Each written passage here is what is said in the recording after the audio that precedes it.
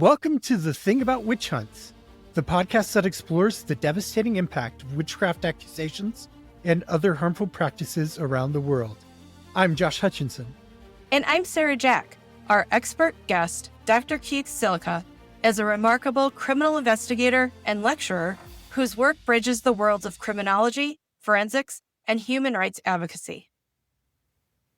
Born in Zimbabwe, Dr. Silika grew up around traditional healing practices through his father, who was both a healer and a devout Catholic.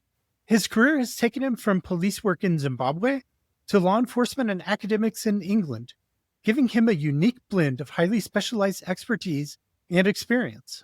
This dynamic discussion of witchcraft-related harmful practices, forensic evidence, and innovative prevention strategies is unlike any other episode we have delivered so far. Welcome to the Thing About Witch Hunts podcast, Dr. Keith Silika. I'm so excited to have you here today.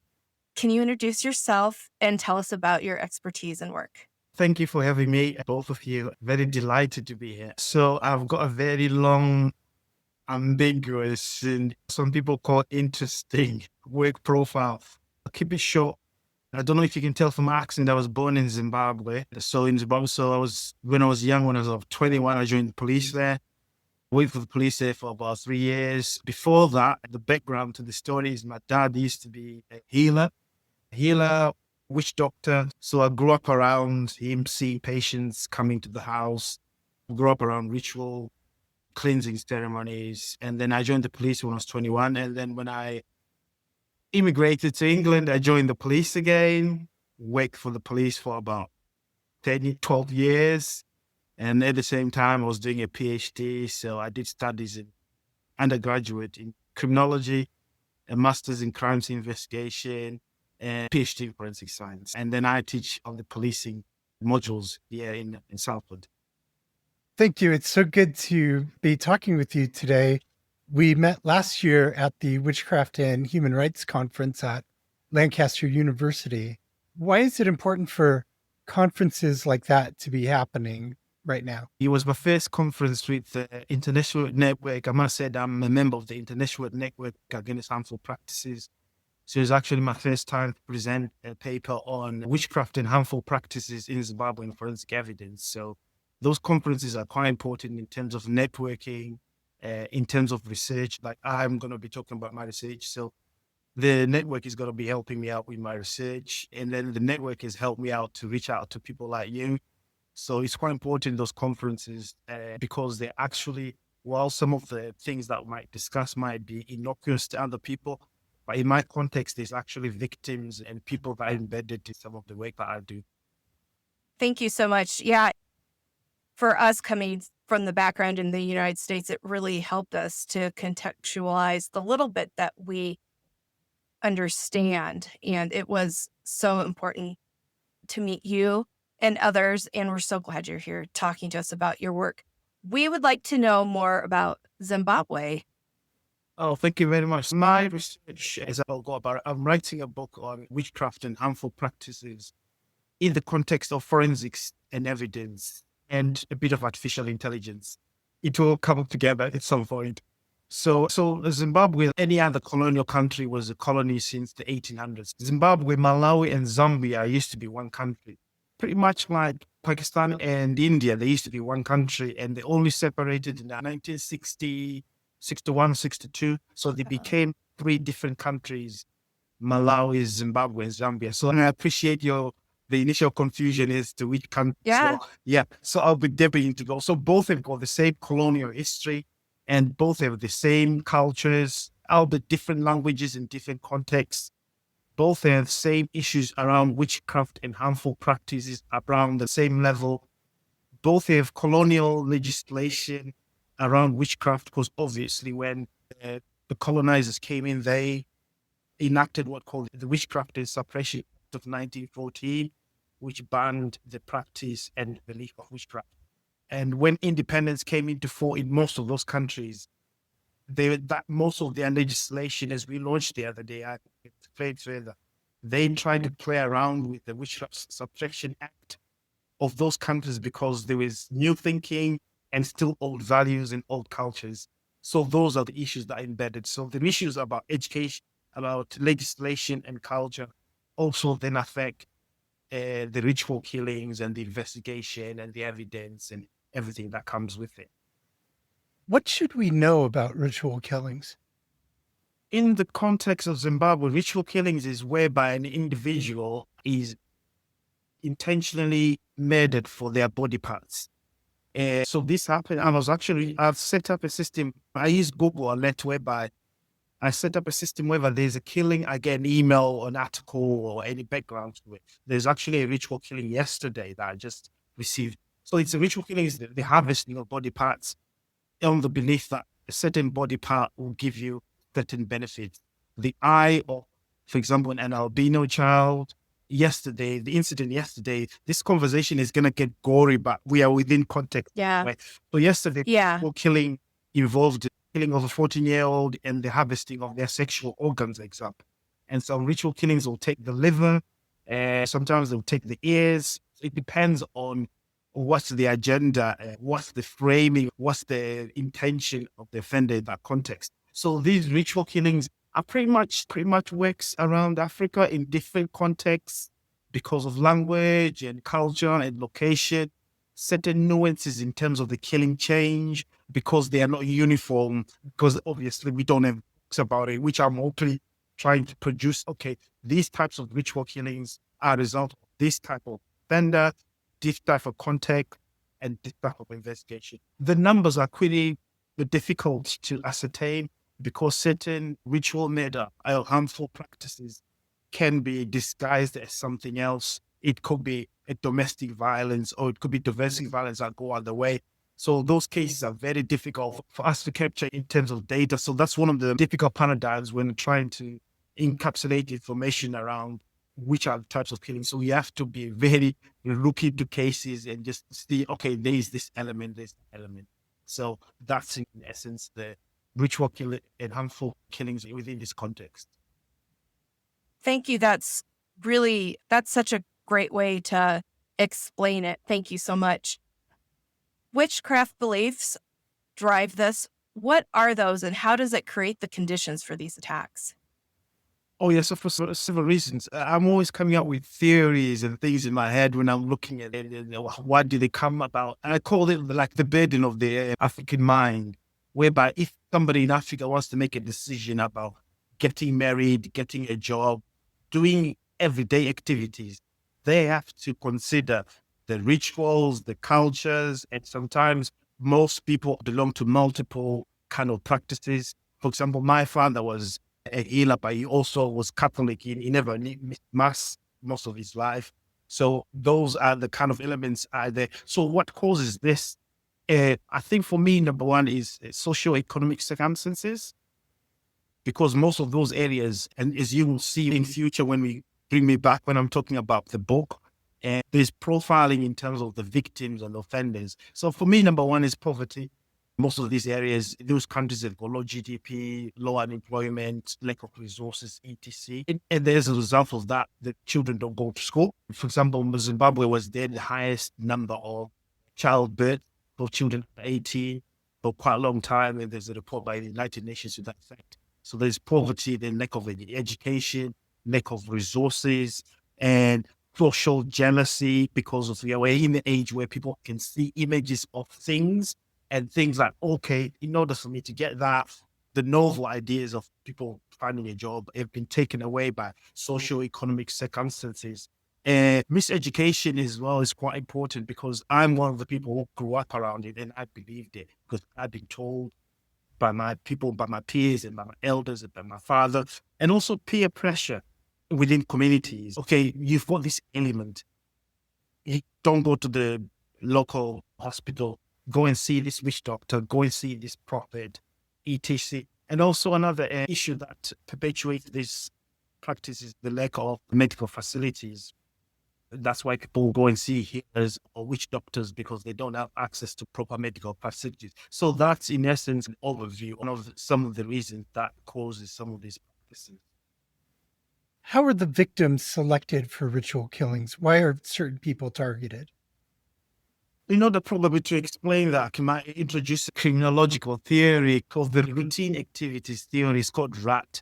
In order for an offense to occur, there has to be a suitable victim, a suitable target, and the lack of a capable guardian. Basically, if there's a opportunity for an offense to occur and there's no guardian, either in the form of police or local government infrastructure or knowledge, the chances of those type of offenses tend to occur. In terms of victim selection, it's quite based on reports and what I've seen so far. The primary at the moment, what seems to be, I think in the last 10 years, what seems to be the victims are actually murdered are mostly young boys and young girls, aged anything between the ages of 3 and 14. That seems to be the age in which those individuals are, the ones that are actually murdered are mostly, I would say maybe 60% female, 40% male between those ages. And the offender is normally 100% male within this context. It's normally a male age between 20 and 50. Yeah, that's the person who does the actual killing. But there's the third and fourth matrix that comes into play in the form of normally the person who does the killing. This is something I need to find out to ascertain. Normally the person who does the killing, they have been commissioned by somebody else. Yeah, because that person who's doing the killing in 95% of the cases that I've seen, it's normally somebody who's unemployed, poverty, lack of education, maybe on a spectrum. I will ascertain that with my data. But normally those are the kind of people, that individual does not have the constellation to meander that pathway. So another matrix that comes into play is normally a local business person or coming business person or a popular individual within the community who wishes to enhance their outlook in terms of either property, money, economic circumstances. So those are normally the four kind of people involved. And so there's the killing, the actual killing, and then the ritual that comes after that. However, most people normally accused as witches are mostly women, as we know around the world. I think that's been outlined in your previous conversations there. Most of the people who are then convicted of being witches are women, and then the victims are mostly young children. And there's one or two people who might get away within that matrix. And also, I think the other thing that I wanted to touch on, it just escaped my mind, on the issue of the women. Yeah, for example, it gets reflected in law. For example, the Witchcraft Suppression Act of most of these Southern African states declare that witchcraft is not real, etc. However, new legislation that permit in some countries, for example, Zimbabwe, the Witchcraft Suppression Act of 2006 says witchcraft and harmful practices actually real and they exist. So the first conviction, for example, under that legislation was a female aged 21 in 2009. She was convicted of bewitching her in-laws by flying in a basket 100 miles away. And the court sentenced to that sentence based on her own play. So that's one example in which, that legislation and the issue of the matrix and the individuals are concerned. Wow. Yeah. Can you clarify about the magic involved? So the good fortune that would come from the ritual or the bewitchment, does that have a diabolical religious element or is it different than that? No, it's just, I was watching a different kind of podcast to make sense to the origins of some of the ideas to try and harvest some of these organs. Like different people, different beliefs can be geographically mapped. People in Africa were living around animals and they had to be aware of certain things, certain animals. They had to be more conscientious of their environment as opposed, for example, people living in Antarctica, they had to be worried about maybe 2 or 3 animals down there. So as a result of the complex nature of the environment, people started trying to make sense what can help them survive. Give an example, for example, over decades, the issue about, for example, the eye of the albino eye, a child for decades during hunting times was believed to confer powers so that you can hunt animals, if that makes sense. So there's this little aspects of things. For example, they would say that organs of a child can help men. They can be mixed with something and help men with impotence. And there's issues around even female young victims being ritually murdered, for example, HIV purposes and things like that. Then that's why I'm doing this kind of project, trying to streamline kind of these pockets of, okay, if this happens, this is what we're looking at and this is where it comes from.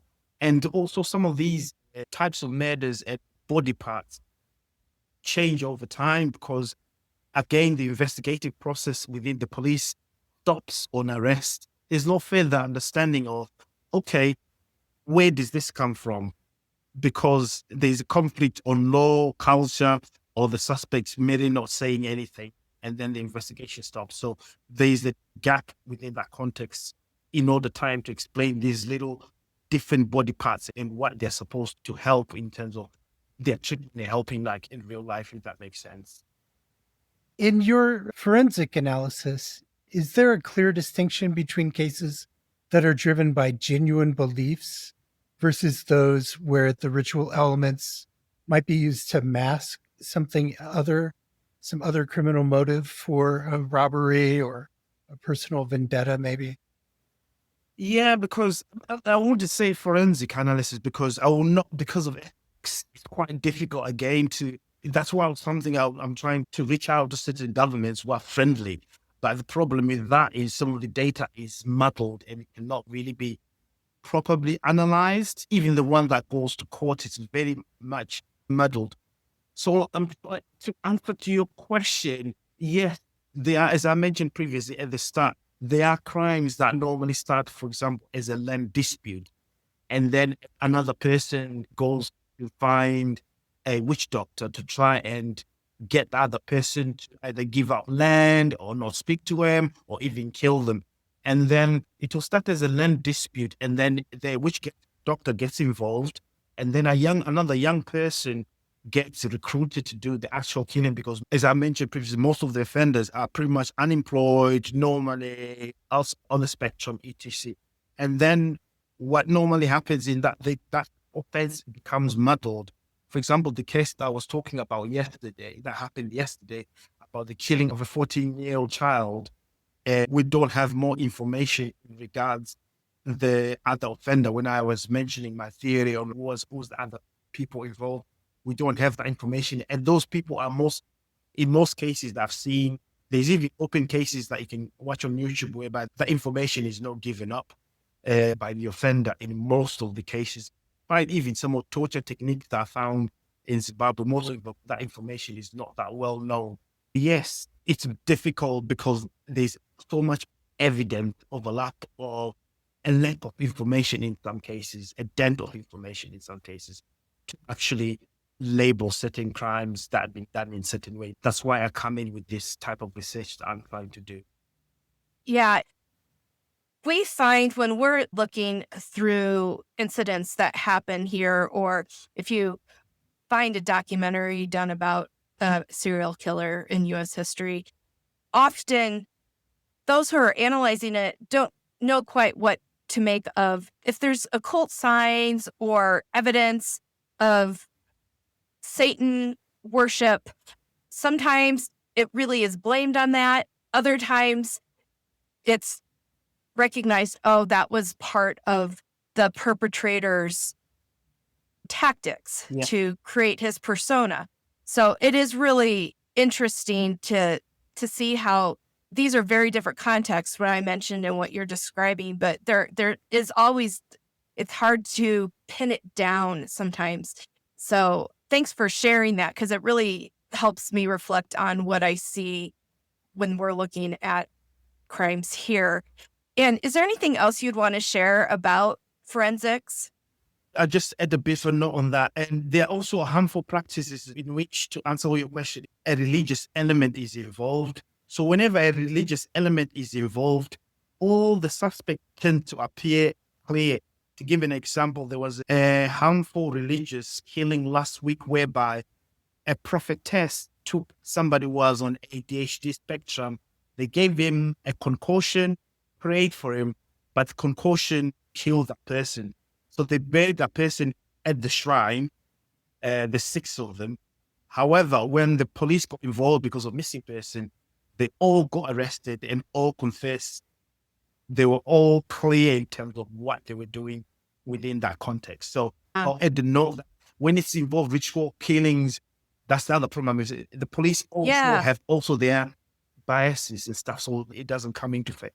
And in terms of forensics, there's so many parameters that need to be looked at in terms of the types of evidence that's given. Because when we talk about forensic evidence, we're looking at DNA, fiber, hair, soil, digital evidence, liquid evidence, all sorts of biological evidence.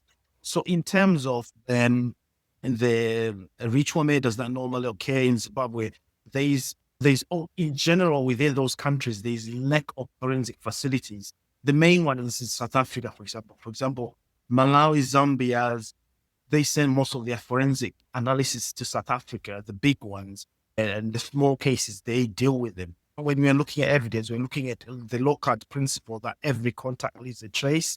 Whenever a ritual murder occurs, because, for example, yesterday there was blood, there was fiber, there was the instruments that were used by the individual, and in contemporary context, we've got mobile phone data that can come into play as well in some of those cases. So all those parameters are very much often missing.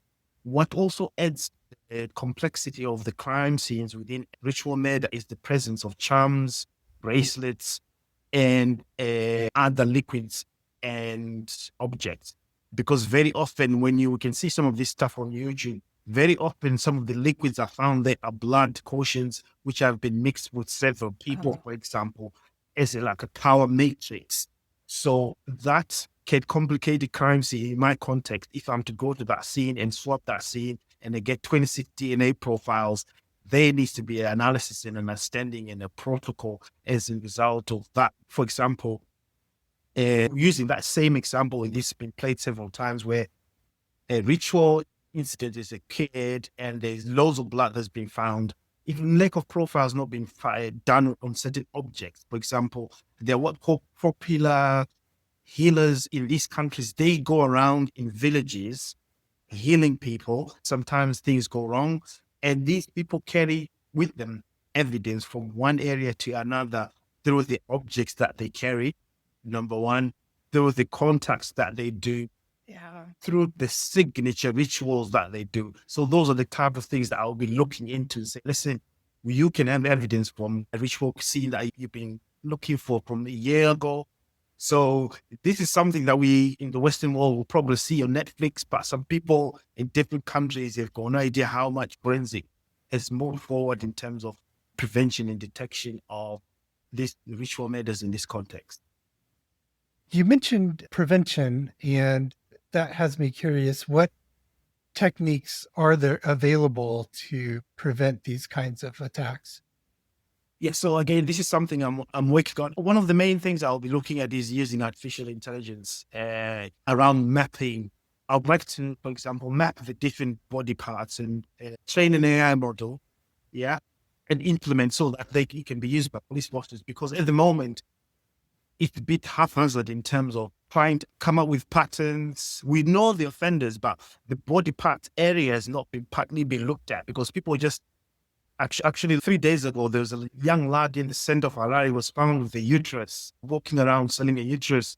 So they arrested him for interfering with body parts. How did he get that uterus to that place, and what sort of pattern are we looking at? Is this a different type of pattern that we're seeing at the moment? So those are the areas that can be quite problematic to look at. That's why I'm trying to do this project, so I can be able to offer more answers to kind of those nuances. Yeah. Wow. You have mentioned a few times about traditional healers in that role. Can you tell us what the positive and the benefits of having those practitioners in the communities? Yeah, so those practitioners have evolved over time. They used to shift, and then used to be now people used to be now elected. In the case, for example, this research is semi-ethnographical because it should be to my father, even though I've got to be honest, he knew that I'd changed because I joined the police, and he knew my PhD. I unfortunately passed away 3 years ago. And there are different types of these healers found in the community. If I'm to describe, my father specialized in fertility, for example. He was well known as the fertility guy in the country because at one point he was the Secretary General of the Healers Association of the country. He had like thousands of pictures of children that had helped couples conceive. So that element in terms of, for example, in his healing room, he had hundreds of powders for various things. And my idea at the moment there still was, I wanted to do some tests on them because it's not only him who had that. There's hundreds of healers with different powders. So some of them work, what I've seen, and then some of them, it doesn't work because there's a lack of testing. If you go on YouTube, you can type in street medicine Harare. You can see loads of people with various powders in Harare for if somebody's got ED, you want a wife, you want a husband, you want all sorts of things. So there's the powder stuff, and then there's the trickery stuff. So a lot of those stuff are not investigated. A lot of stuff is being utilized because I noted recently that, for example, moringa is now a trend in the southern. I don't know if you know this moringa powder. It contains like 87 different components of vitamins. It's now a trendy in trendy shops. But that's been used in Africa by traditional healers, not knowing without analysis that, oh, this powder actually worked on a lot of spectrum. So a lot of stuff is not tested. That's why I was challenged. I was talking to my friend because I'm coming around to how some of the things, what we can help. So the one area that will help what I'll be doing, the forensic investigation, the evidence, the pattern analysis, all that fancy stuff. Yes. But the only problem, sometimes it cannot be well received. So I just did a blog I found this fantastic organization called the Friendship Bench. And I've been told it's actually one in Colorado, one in Washington, and one in Tennessee. So a Friendship Bench was started by a professor here in London, but he was born in Zimbabwe. The idea was local aunties who have grown with wisdom and knowledge, give them a bench, train them a bit around mental health and identifying certain mental health traits. Those aunties are in the community. You go on the bench, you sit on that bench, you speak to these aunties, they talk to you because those kind of wisdom that's embedded with contemporary knowledge on healthcare. So it's won an award. This Friendship Bench is actually the Princess Trust here in England is one of the endorsers of the project. So I ran the Manchester 10K. Then I realized one of my results will be probably embed some sort of training with some of these aunties because within contemporary content, they have more power. People respect them. So I'm envisaging a situation whereby an individual, a rumor that started that saying, oh, you've been bewitched. No, can you go and see the auntie, please? They don't see the auntie. Auntie is not a traditional healer. She's not a herbalist. She's going to take this information objectively and steer an individual in the right way, if that makes sense. So those will be my possible outputs, like a community embedded process for some of these, because some of these individuals don't want to go to, for example, to the hospitals. They don't want to some of them don't even have internet access, for example. So these are the kind of community aunties for me that are going to be like a good signature in my book, because I think it makes sense within that context. That's amazing. I'm looking forward to learning more about that, learning everything about that, because that's news to me. So I'm really excited to learn about it. I'm quite glad my university actually have given me a bench, a friendship bench, whereby lonely students who are away from home. We've got American students here from everywhere who don't have any friends. You can go to the bench. It's in a public, secure area. Scan a QR code. Speak to somebody there. You'll be signposted other benefits that you can get, etc. You can make friends there, etc. I'm quite excited that I'm launching it in September. And I'm quite ambitious because I don't know if Stevie Bartlett, he films the diary of a CEO next to my university. So I've made a cheeky request for him to come and open my bench. Yeah, so that's going to be an important output for me in terms of the friendship benches, like linking those in terms of prevention and detection as well. That's amazing. And when are you doing your opening of your bench? My opening of my bench is most likely in September because that's when the university calendar here starts. It's something that it didn't cost me any money because the building was being renovated. And I emailed the facilities like, oh, Keith, you are a witch doctor or something. I was like, why? It's like, we were looking at what to do with that area there. We've got nothing to do. I was like, put my bench there. So they put the bench there. I'll send you an article with the background Yeah. information around that. So that's basically why I meant in terms of this research. So I'm looking at the forensics aspect of witchcraft practices using contemporary lens. And also I'll be coming up also, I want to come up with like a theory, like a ritual ecological or theory whereby I want to challenge individuals' beliefs using technology to mirror whether you believe or not. I'm going to have to use a tool that speaks to both, a tool that speaks to your belief and a tool that speaks to science. And for me, AI was the thing that can say, listen, Yeah. if you want to do this in terms of these ritual murders and etc. And also I want to support the UN resolution on witchcraft and harmful practices. Is a lot of the UN resolution also come with guidelines. For example, the UN resolution on genocide has got investigation guidelines. So a UN resolution on harmful practices can produce guidelines to support that. So that kind of marries those two items together. That's all really remarkable to hear about. Thank you for all your efforts on that. The working with the aunties really sounds very important because they're often at the center of these accusations. And if they can identify when it's a mental health thing and that kind of things, but also just with regular medical concerns, they can be taught, okay, I can help with this, but for this, you need to go to the hospital. And they can tell people that. So absolutely, I really, the idea of the aunties was not in my mind up until, because every year I ran for a different charity. So when I ran for this, I was like, I wonder if this is work. So the person who found it is such a fascinating story. I encourage you. I encourage you to look up his book. I'll send you some links to his new book that describes Thank the you. whole process and how even in some states in America because there were issues about, for example, I was in a call when they were doing the launch of the book. There were issues around diabetes, I think in Tennessee, whereby individuals say, oh, it runs in the family, it's your uncle. But I say, like, the aunties are saying, no, you're drinking too much cooler, you're doing this. So they were going to these aunties and it's like speaking a different language now. I say, listen, no, it's not witchcraft. No, this is not in your family. You need to change this and that. I think it's going to be my favorite charity for quite a long time because they've got training package, which some of them is available for free, individual to download. So mine is going to be a digital-based platform whereby when the students scan a code, they've got conversation starters, they can be signposted, they can join a cricket club, anything that can just signpost them quickly whilst there. So that's a different context in regards to that. That is awesome.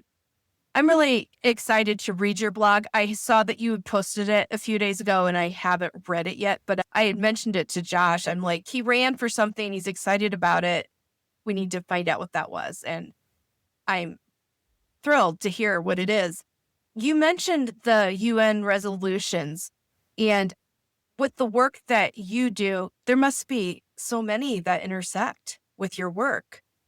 At the moment, no, because I've been scouring for other people doing a PhD. Because as a member of the international network, I'm trying to get like academics who are doing PhDs.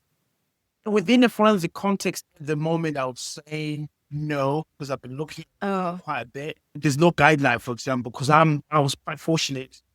For example, when we met, the commissioner for that resolution was there. I managed to speak to her last week. I think I might see her next week. We're launching a witchcraft film in London next week.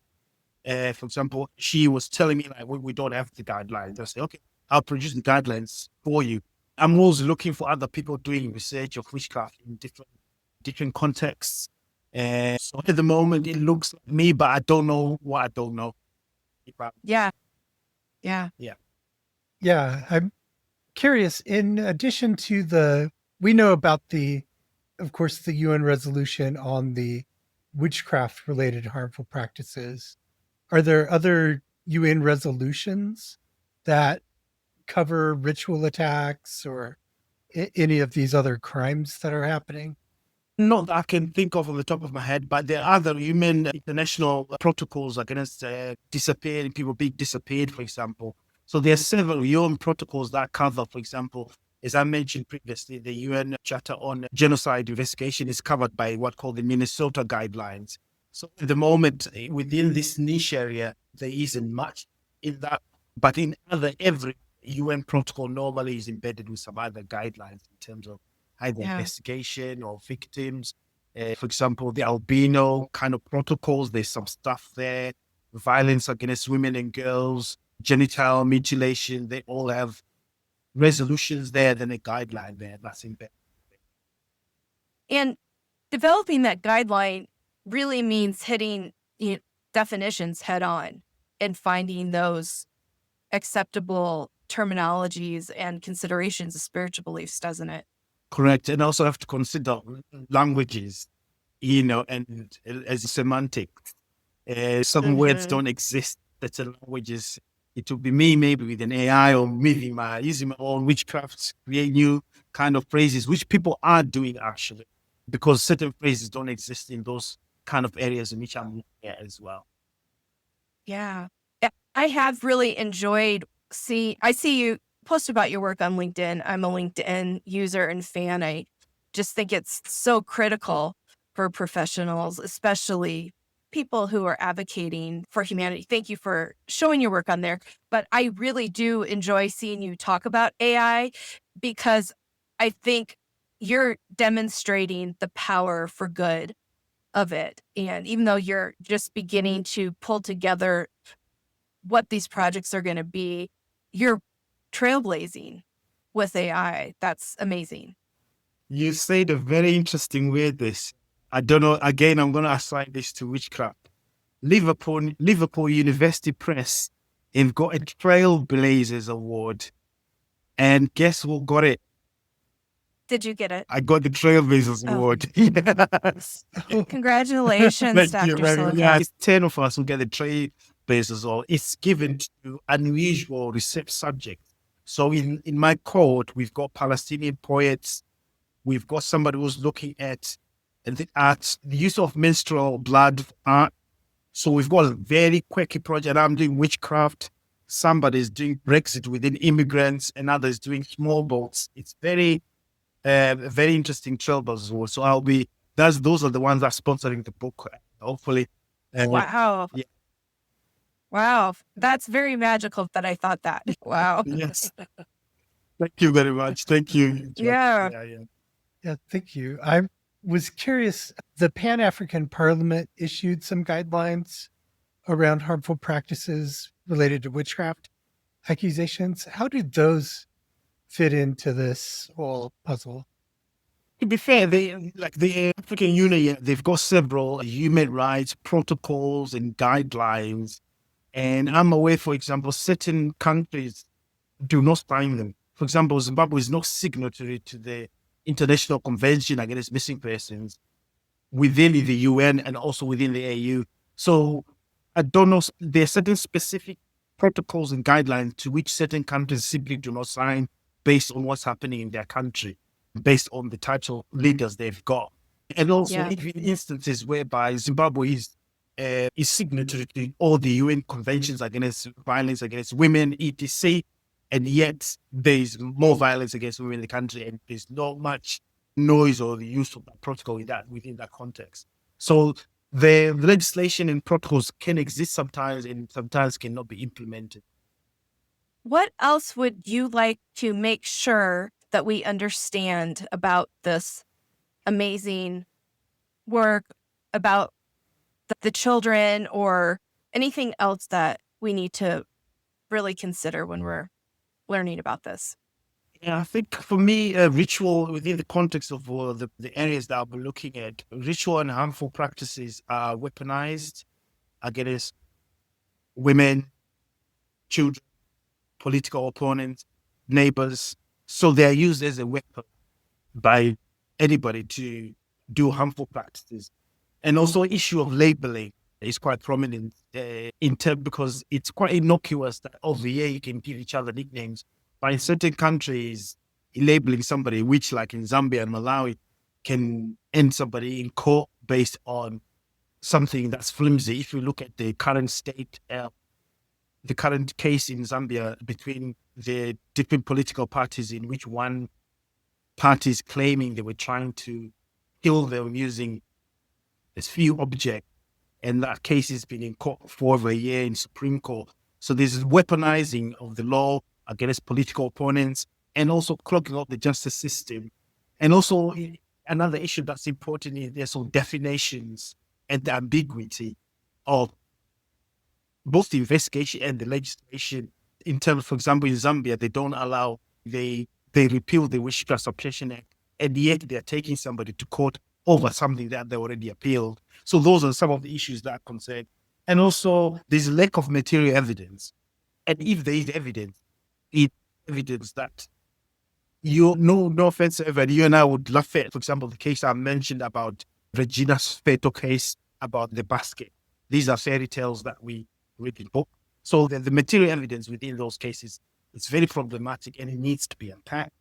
And also in certain instances, there's an issue about expert witness testimony, when expert on witchcraft with no time, with no book or any investigation shows up and they give evidence about certain things based on conjecture, really. So that's problematic. So those are the areas that will also be looking at holistically, and hopefully in the end produce something that can be used for human rights activists, police, courts, and also maybe possibly the UN in terms of the guidelines. So that's what I'm hoping. Yeah, You thank will. you. You will. Yeah, you will. I'm curious, you talked about types of evidence and how some of it's probably preposterous. We've been looking into what was the evidence used in witch trials. So it just has me curious, what kind of evidence would be produced in court to accuse someone of flying in a basket? For example, the Zambia case, if I'm not mistaken, the evidence that's been presented is some liquid in a bottle, and I think it's frog that got away. In some instances, it's just shells, beads, made up masks with various objects on them. Some objects with skull, like with anatomical looking objects, some of them real, some of them pseudo real. And again, this is what I'm hoping to collect a bit further, just to map these things, like how do they, because if I can get some data from the courts, for example, some of the stuff that's been taken to court, if I can photograph it and just use some AI again to help me out on that one, because that'll be quite quicker to just map things and say, giving more understanding. Because some of the evidence is very dubious and very insidious because it's mostly made up stuff. Yeah. Yeah, I was also wondering about that evidence. So there is a limited amount of physical evidence. Is there also just a lot of testimony from the accusers and hearsay, conjecture? Or do those things come into play? Pretty much, yes. And that's what, for example, it's unfortunate for a country like Zimbabwe, they've actually made it into law with the Witchcraft Suppression Act of 2006, that an accusation is valid reason for somebody to be taken to court based on no evidence. It could be hearsay evidence, and also it could be expert witness evidence, as I mentioned. And also within the matrix, what called healers, Pentecostal, flamboyant healers come into the matrix as well, because Zimbabwe is quite popular with those as well. They often will be consulted, so as to say, or they can voice an opinion and that can be actually be valid. So so evidence, very dubious. There's lack of physical examination of the evidence in addition as well. For example, you can do certain analysis on certain types of things in terms of fiber analysis, blood analysis, weigh the objects, scan the objects, take a sample of the object. All those things are not really looked at into detail. Yeah. Thank you. What do you see happening with that law? Do you see it staying in play for a while, or do you think it'll be contested? And think evolve? the context of those countries, because there's the human rights, most of the human rights groups in Southern Africa have got what called fatigue in terms of going into courts, but they are very clever people who will be willing to do that kind of work. If I'm given the opportunity, I don't mind looking into that. That I've done all the work. That will be the next stage, really, for me to, if I can challenge it constitutionally based on evidence that I've accrued, that would be quite also useful. Yeah, thanks. This was really amazing. I feel very fortunate that we were able to learn from your expertise about this, and we appreciate that you came today and answered these questions and helped us to understand what can be done. No, thank you for having me, and keep up the good work. And looking forward to this podcast and the others. I'll try and catch up with a few as I go along, because I need to be up to date as well in what's happening. And please signpost to me anybody who's doing any research, who wants to get in touch with me, and they've got an aspect maybe I've not looked at, or they've got interesting angle that I might not be aware of. I'm more than happy to have a chat and then liaise. Awesome.